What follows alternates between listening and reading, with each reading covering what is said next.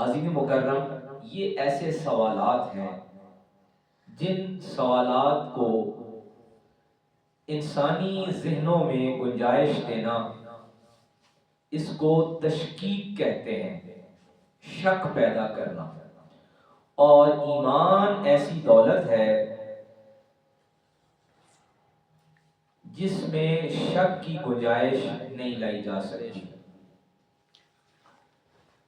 آج دنیا کا جو ماحول بن چکا ہے اس میں بڑا کردار سوشل میڈیا کا ہے، اور اس نے انسانوں کے طبقات کی تقسیم کو کئی درجوں میں بانٹ دیا ہے۔ ایک وہ ہیں جو کسی مذہب کے ماننے والے ہیں، اور ایک وہ ہیں جو سرے سے کسی بھی مذہب کا انکار کرنے والے ہیں۔ دنیا میں بہت سارے انسانوں کی تعداد ایسی ہے جو اسلام کے ساتھ، عیسائیت کے ساتھ، یہودیت کے ساتھ، کسی نہ کسی مذہب کے ساتھ وابستہ ہے۔ اب مذہب میں جب ہم بات کریں گے تو مذہب کی کیٹیگری میں الہامی مذہب ہے، آسمانی کتابوں سے متعلق، جن میں تورات ہے، زبور ہے، انجیل ہے، ان کے ماننے والے ہیں۔ اب ان میں کچھ چیزیں مشترک ہیں، جیسے کسی بھی کتاب کا ماننے والا وہ اللہ کی ذات کو کسی نہ کسی انداز سے مانتا ہے، وہ آخرت کو کسی نہ کسی انداز سے مانتا ہے، درست مانتا ہے یا غلط مانتا ہے، جو بھی بہرحال مانتا ضرور ہے۔ اسی طرح وہ نبیوں کو ضرور مانتا ہے، کسی نہ کسی انداز میں مانتا ہے۔ تو یہ ہو گئے الہامی مذاہب۔ اس کے بعد ہے دیگر مذاہب، جیسے ہندو مت ہے، جین مت ہے، بدھ مت ہے، بے شمار زرتشت ہیں، آتش پرست ہیں، بے شمار اور ایسے مذاہب ہیں دنیا کے مختلف خطوں میں، علاقوں میں، نسلوں میں، قبیلوں میں موجود ہیں۔ تو ایک کیٹیگری، ایک ان کی قسم جو ہے جو مذہب کے ماننے والے ہیں۔ ایک اور قسم ہے جو سرے سے کسی مذہب کو نہیں مانتے، یعنی آپ سادہ الفاظ میں یوں کہیں کہ انسانوں کی دنیا میں ایک بڑی تعداد ایسی ہے جو خدا کے وجود کا ہی انکار کرنے والی ہے۔ اچھا، یہ تو دو واضح ہو گئے نا، ایک مذہب کو ماننے والے ہیں اور ایک کسی بھی طرح سے مذہب کا ہی نہیں بلکہ خدا کا بھی انکار کرنے والے ہیں۔ یہ حقیقت ہے، بہت بڑی تعداد انسانوں کی دنیا میں آج بھی موجود ہے۔ اچھا، اب جو بات میں عرض کرنا چاہتا ہوں کہ اس موجودہ جو سوشل میڈیا کی بہت آسانی سے دستیابی ہے، کسی چیز کی بہت زیادہ آسانی سے مل جانا بھی اس کے استعمال کو ہمارے لیے مشکل بنا دیتا ہے۔ اب اس دونوں تقسیم کے اندر ایک نئی لہر قائم ہو گئی ہے۔ آپ یوں سمجھیں کہ ایک نیا وجود قائم ہو گیا ہے، اور اس کو نام دیا جاتا ہے تشکیک، شک پیدا کرنے والا۔ جیسے کوئی ہمیں آسانی سے کہہ دیتا ہے یہ حدیث کہاں لکھی ہے، ہم فوراً سوچ میں مبتلا ہو جاتے ہیں، کہاں لکھی ہے؟ بھئی حدیث کتاب میں ہی ہوگی، کہیں دیوار پہ تو نہیں لکھی ہوئی ملی، کہیں کتاب میں ہی ہوگی۔ اچھا، یہ جو تشکیک ہے اس نے مذہب کے ماننے والوں کو، اور خاص طور پہ آخری کتاب کے ماننے والوں کو، یا مزید آسان لفظ میں کہا جائے تو آخری نبی کے ماننے والوں کے لیے ایک نیا چیلنج قائم کیا ہے۔ اور دین متین کا حسن یہ ہے، دین مبین کی خوبصورتی یہ ہے کہ یہ دین ہر دور میں اپنے مقابلے پہ آنے والے چیلنجز کے لیے ہر میدان میں نئی جہت سے سامنے آیا ہے۔ سبحان اللہ! یہ کوئی نئی بات نہیں ہے کہ آج ہمیں شکوک و شبہات کا سامنا ہے، یہ صدیاں گزر گئی ہیں. امام فخر الدین رازی رحمۃ اللہ علیہ کا صدیوں پرانا زمانہ. تو امام فخر الدین رازی کا اصل کام کیا ہے کہ آپ کے دور میں منطق کا عروج تھا. یہ آج بھی جو کمپیوٹر کی لینگویج ہے اس کی ایک بنیاد لاجک ہے، اور میتھمیٹکس اور فزکس کو ملا کر لاجک پر سوال کرنا. تو امام فخر الدین رازی جو ہیں انہوں نے یہ کام کیا ہے کہ دین اسلام، اللہ کی آخری کتاب اور نبی آخر الزمان جناب خاتم الانبیاء صلی اللہ علیہ وآلہ وسلم کی احادیث مبارکہ، آپ کی سیرت مطہرہ پر ہونے والے منطقی سوالوں کا قرآن و حدیث سے ہی منطقی جواب دیا ہے. سبحان اللہ. اسی طرح ہر دور میں کبھی زبان کی بنیاد پر، کبھی فلسفہ کی بنیاد پر، کبھی منطق کی بنیاد پر، اور جیسا آج سائنس کی بنیاد پر. تو حاضرین مکرم، عرض کرنے کا مقصد یہ ہے کہ سوال ہوتا رہا ہے. اور دلچسپ بات، بڑی توجہ طلب قرآن کے ماننے والوں کے لیے اور قرآن کے پڑھنے والوں کے لیے، کہ اللہ کی کتاب میں خود آقا کریم امام الانبیاء صلی اللہ علیہ وآلہ وسلم سے سوال کرنے کی تقریباً 15 آیات موجود ہیں.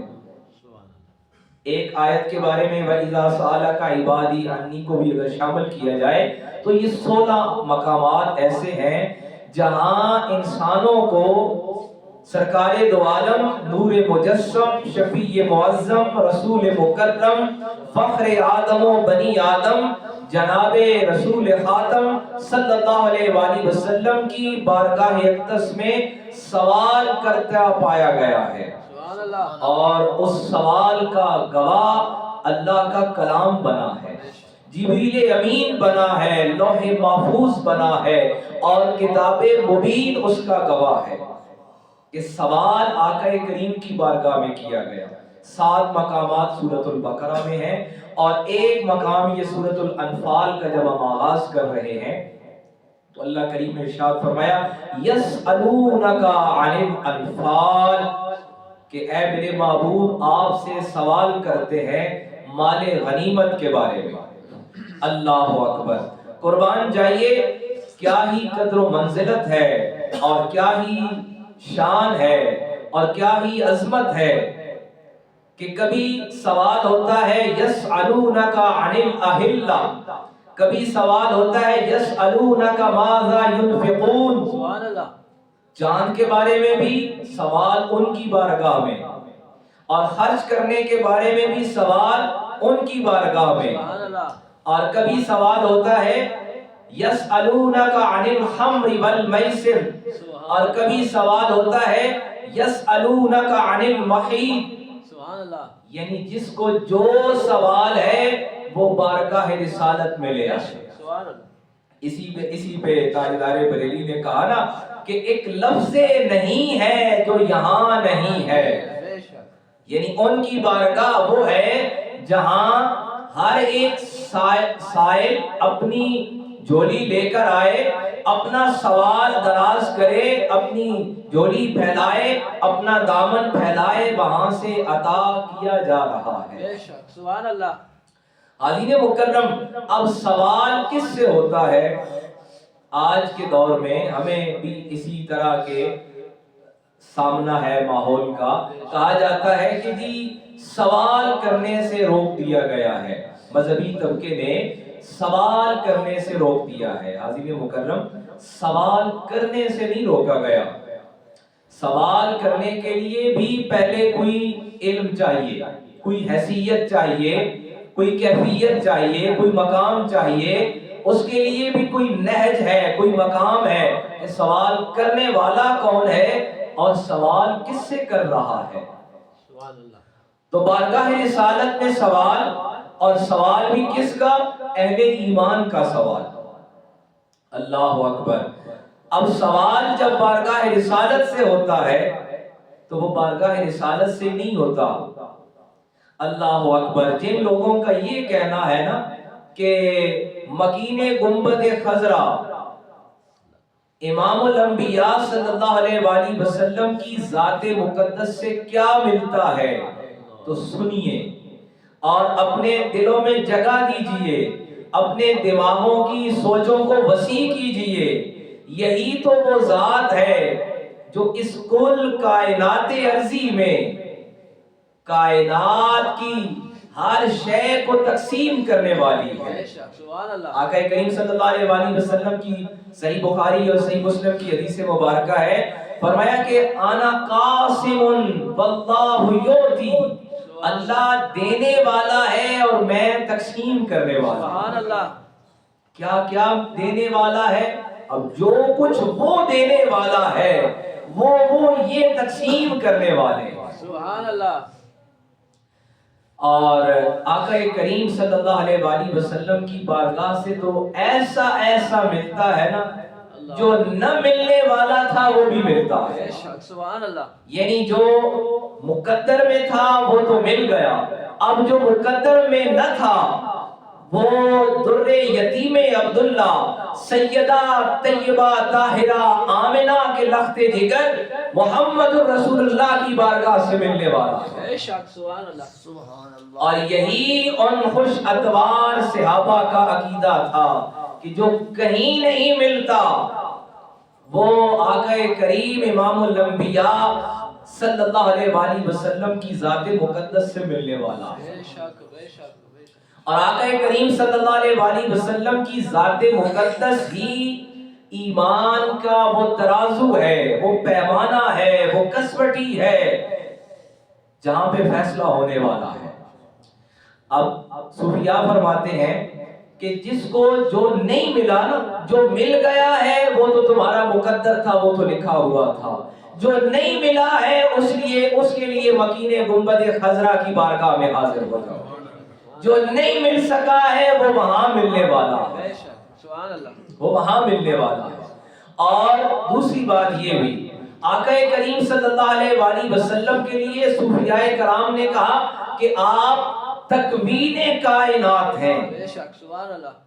تکوین کائنات کہتے ہیں، آپ آسان لفظوں میں سمجھیے کہ ترازو ہوتا ہے، الیکٹرک ترازو سے پہلے جو ترازو تھا، تو ترازو کے درمیان میں تولنے والا ایک سیدھا کانٹا ہے، ادھر ہو جائے ادھر ہو جائے، وہ وزن کی پیمائش بتاتا ہے۔ صوفیاء فرماتے ہیں ذات محمد صلی اللہ علیہ وآلہ وسلم اس کائنات میں جو نظر آ رہی ہے، جو ہماری آنکھوں سے وہ جل ہے، اس ساری کائنات کے اندر تکوین کائنات ذات مصطفیٰ کریم صلی اللہ علیہ وآلہ وسلم، یہ جس کو چاہیں اس کو نفع ملنے والا ہے، اور جس کے لیے یہ نہ چاہیں اس کا خسارہ ہونے والا ہے، اس کے لیے خسارہ ہونے والا ہے۔ وہ واقعہ میں بس اشارتاً عرض کرنا چاہتا ہوں کہ وہ آپ نے سن رکھا ہے بارہا، کہ جب ایک صحابی رسول کا ایک غزوہ کے دوران آنکھ کا ڈیلا باہر آ گیا۔ اب عقل کا پیمانہ کیا ہے؟ میں نے پہلے عرض کیا کہ عقل کے بندے عقل کے پیمانے سے سوچنے والے، عقل بڑی عام چیز ہے، اس کو ساتھ رکھنا چاہیے، لیکن جب بات بارگاہ رسالت کی ہے، جب بات اللہ کے کلام کی ہے، تو پھر عقل سے نہیں، پھر ایمان سے فیصلہ ہونے والا ہے، پھر فیصلہ ایمان سے کیا جائے گا۔ اور یہاں پہ کسوٹی کیا ہوگی، یہاں پہ پیمانہ کیا ہوگا، یہاں پہ پیرامیٹر یہ ہوگا کہ شاید ہماری عقل ابھی اس نہج تک نہیں پہنچ سکی، اس بلندی کو نہیں پا سکی جو اللہ کے کلام اور آقا کریم صلی اللہ علیہ وآلہ وسلم کی حدیث مبارکہ میں ہے۔ لہٰذا اپنے عقل کے پیمانے کی بجائے پیمانہ قرآن و حدیث کو رکھنا ہے۔ اب وہ عقل کیا کہتی ہے کہ آنکھ ضائع ہو جائے تو حکیم کے پاس جانا ہے، معالج کے پاس جانا ہے، طبیب کے پاس جانا ہے، جو اس کا ماہر ہے اس کے پاس جانا ہے۔ لیکن ایمان کیا کہتا ہے، عشق کیا کہتا ہے؟ ایمان کی بنیاد جب عشق پر ہو، اللہ اکبر، ایمان کی بنیاد جب عشق پر ہو، تو صحابی رسول کا عقیدہ یہ ہے کہ وہ آنکھ کا باہر نکلنے والا ڈیلا وہ جو آنکھ سے باہر آ چکا ہے اس کو ہاتھ کی ہتھیلی پہ رکھ کے مکین گنبد خضرا کی بارگاہ میں حاضر ہو جانا. سبحان اللہ. اور جو کہیں نہ ملے وہ وہاں ملتا ہے. عزیز مکرم سورۃ الانفال کا آغاز ہو رہا ہے. اللہ کریم نے ارشاد فرمایا کہ اے میرے محبوب آپ سے سوال ہو رہا ہے کہ مال غنیمت کا کیا کرنا ہے. قل الانفال للہ والرسول، فرما دیجئے سوال بارگاہ رسالت میں ہے. بڑی توجہ طلب بات ہے اور بڑا محبت بڑا پیغام ہے اور عقیدت اور ایمان کا وہ پیمانہ ہے کہ سوال بارگاہ رسالت سے ہوتا ہے، جواب بارگاہ الہی سے آتا ہے. سبحان اللہ. جواب بارگاہ الہی سے آتا ہے. قل الانفال، اے میرے محبوب آپ فرما دیجئے. اسی لیے قرآن نے ایک اور مقام پہ بتایا نا وما ينطق عن الهوى ان هو الا وحی یوحى، یہ کچھ نہیں بولتے سوائے وحی کے. سبحان اللہ. ان کی زبان سے کچھ اور نہیں نکلتا. انسان بولتا ہے نا غصے میں کچھ بول جاتا ہے، بہت خوش ہو تو کچھ اور بول جاتا ہے، بہت جذباتی ہو تو کچھ اور بول جاتا ہے. اس بولنے پہ بعد میں پچھتاتا ہے اور بعد میں اس پر ملال کرتا ہے، اپنے الفاظ کو واپس لیتا ہے. لیکن یہ بارگاہ رسالت ہے. فرمایا وما ينطق عن الهوى ان هو الا وحی یوحى، ان کی زبان پر صرف وحی رہتی ہے.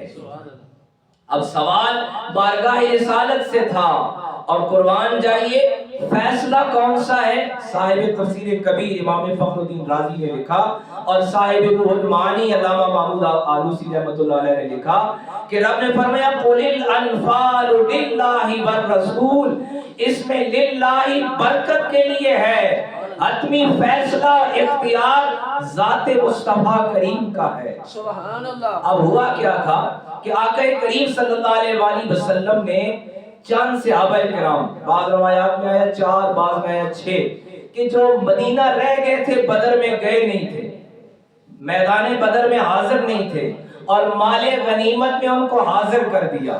ان میں حضرت سیدنا عثمان شامل تھے.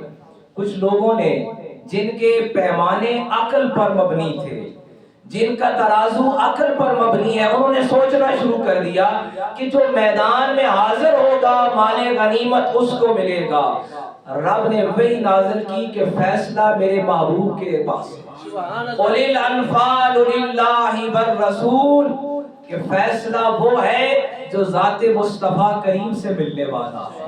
حاضرین مکرم کہ حضرت عثمان مدینہ میں ہے، آقا کریم نے انہیں بدر میں حاضر کر دیا ہے. پتہ چلا وہ چاہیں تو مدینہ